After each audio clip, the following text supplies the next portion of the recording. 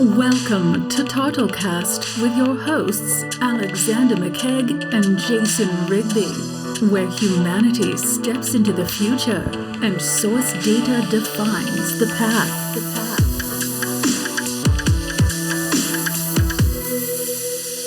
Hey, welcome back to TARTLEcast. We're going to open it up with some more current events with what's going on with the data. We got a new setup here in the studio. Yes. Vibe a little bit more. It'll be easier on us with our production. Yes, this is Tartleland. Yeah, this is Tartleland. It's got a better vibe.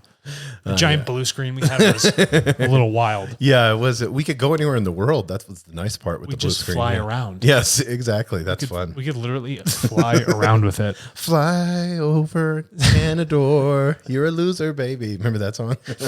That's from the 90s. What song is? Who is that? It was Beck. Beck? Yeah, it was from like in the 90s. It's I'm a loser, baby, so why don't you kill me? Oh yeah, I know that. Yeah, they had they were like a competing Nirvana. Yeah, it was kind of like that. So, first one, are you ready? Yeah, of course I'm ready.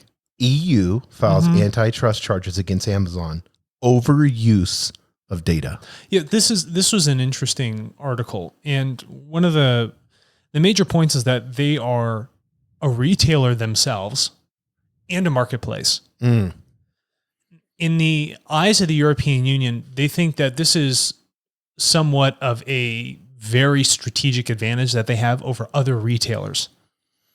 Not the fact that it's a marketplace, but they have the ability to sell more of their own product, their own self-branded product, Right. because they have the highest availability of data to know exactly what people want. So even as an individual like you yourself goes on Amazon Prime and you go to purchase any sort of object that's maybe not an Amazon product, they're going to know characteristically what's going on with the product, why you're purchasing it, how you reviewed it. So they can actually aggregate all that data because they have other retailers on their marketplace. Right. And then they can fine tune their own products.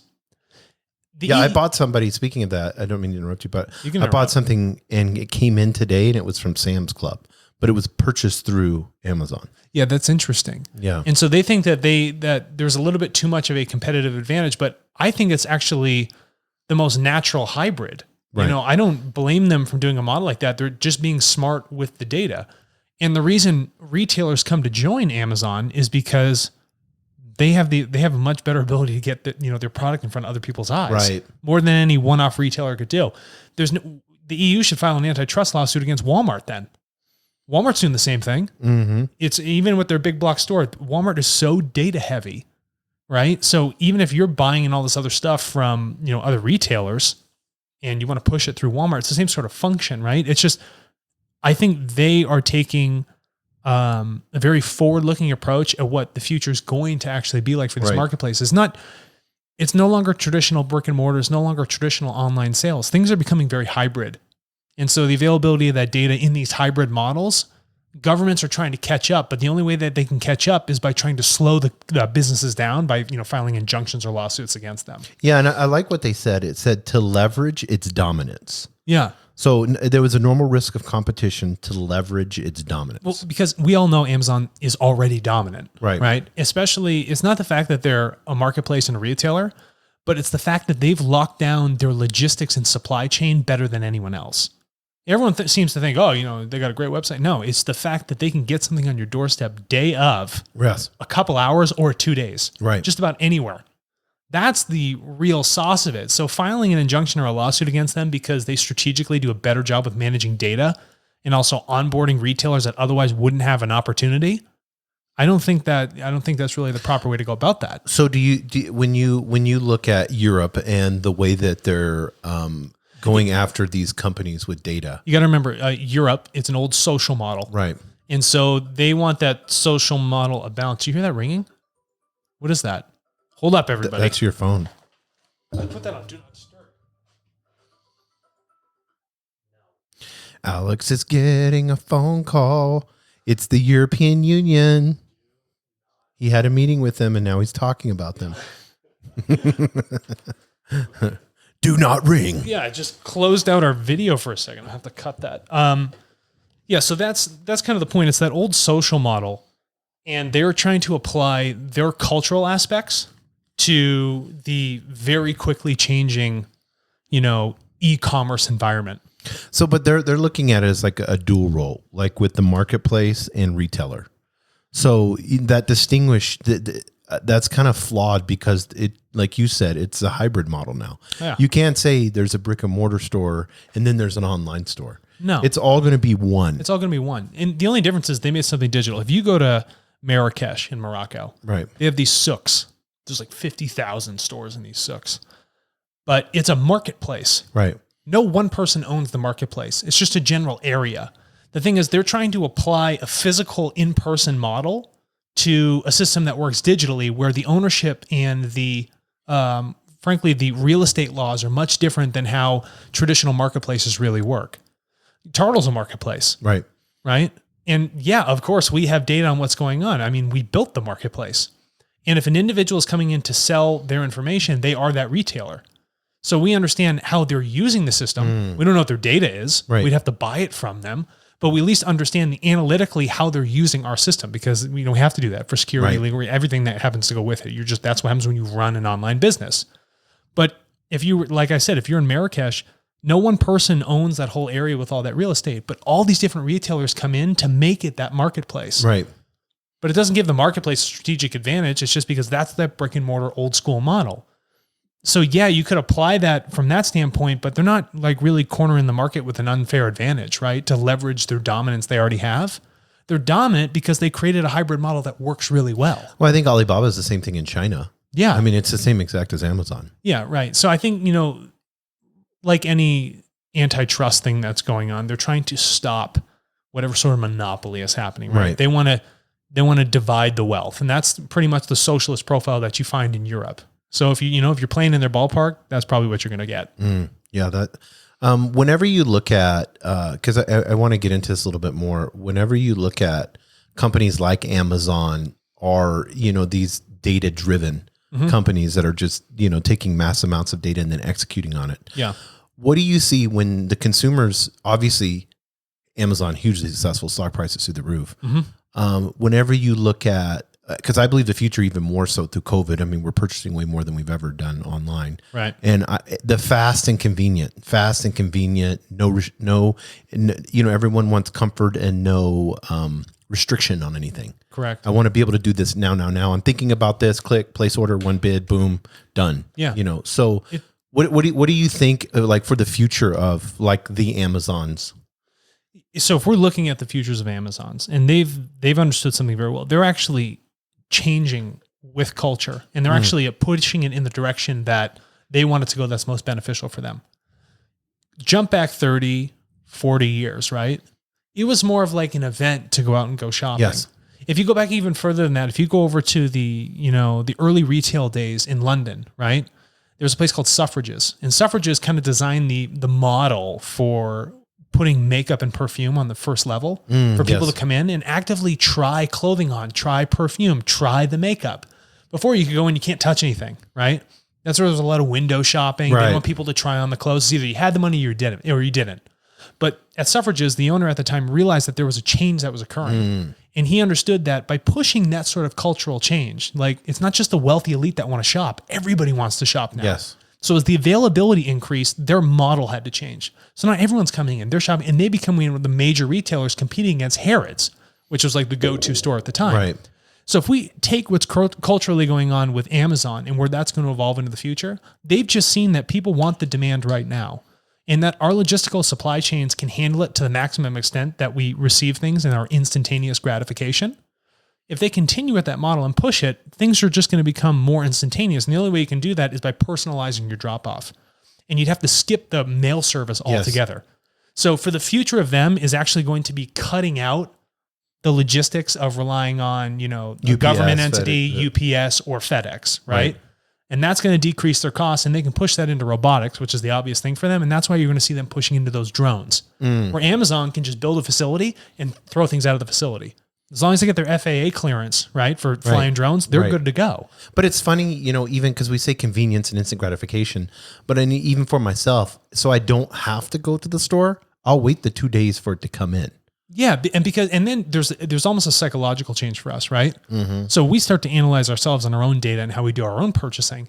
We realize, I really don't need it right now, but I'm willing to do that 2-day wait so that I don't have to go through the laborious effort of actually having to go to the store, deal with it, find a parking spot. Yes. Deal with wearing a mask if that's an issue with you at the time. And that's all of that data that they're beginning to look at. And you can see those changes. And that's why they've had such major growth.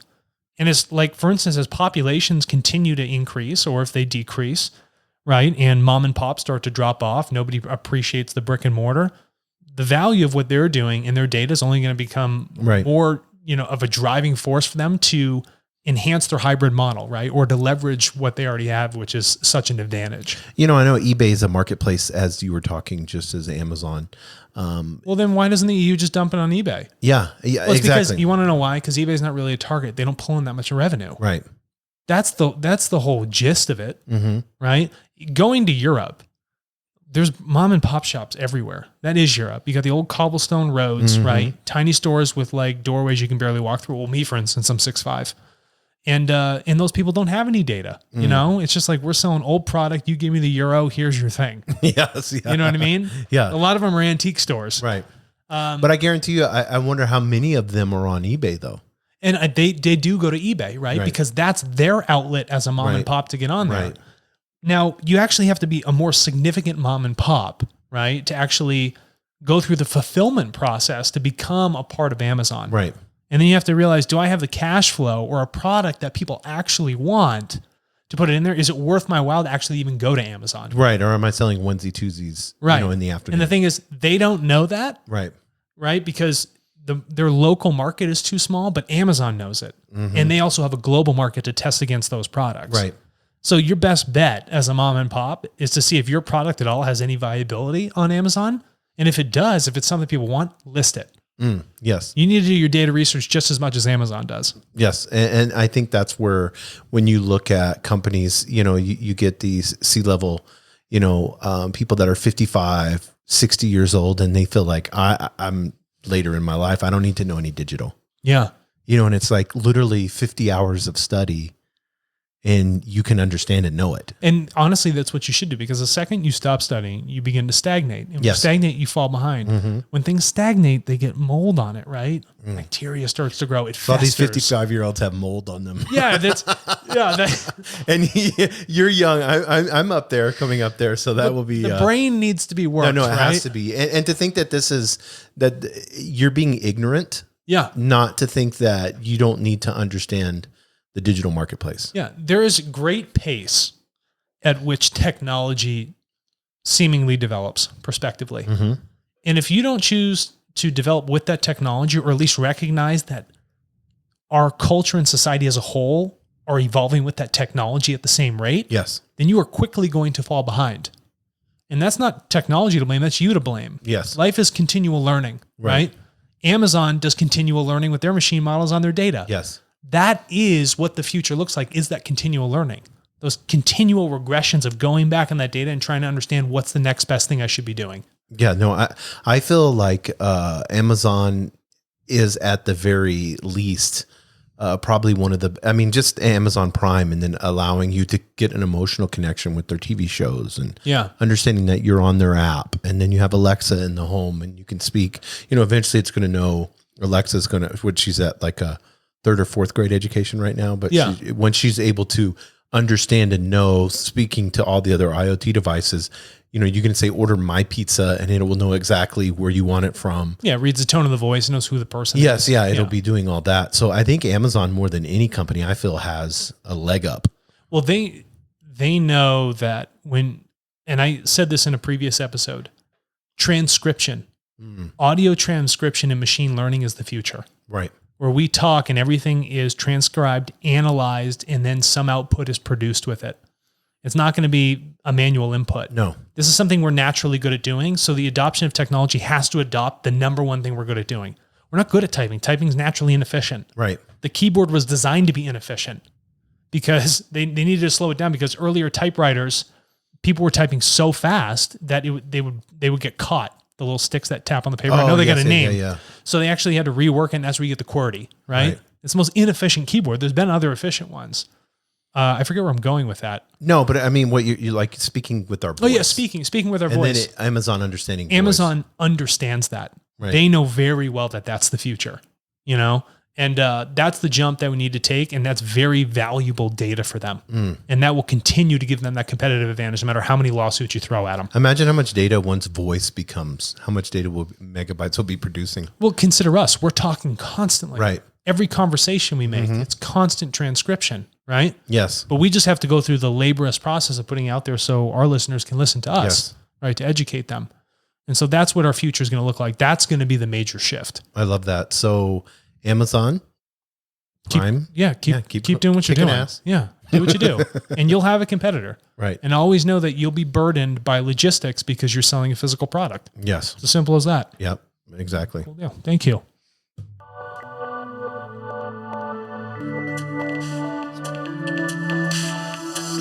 Thank you for listening to TARTLEcast with your hosts Alexander McCaig and Jason Rigby, where humanity steps into the future and source data defines the path. What's your data worth?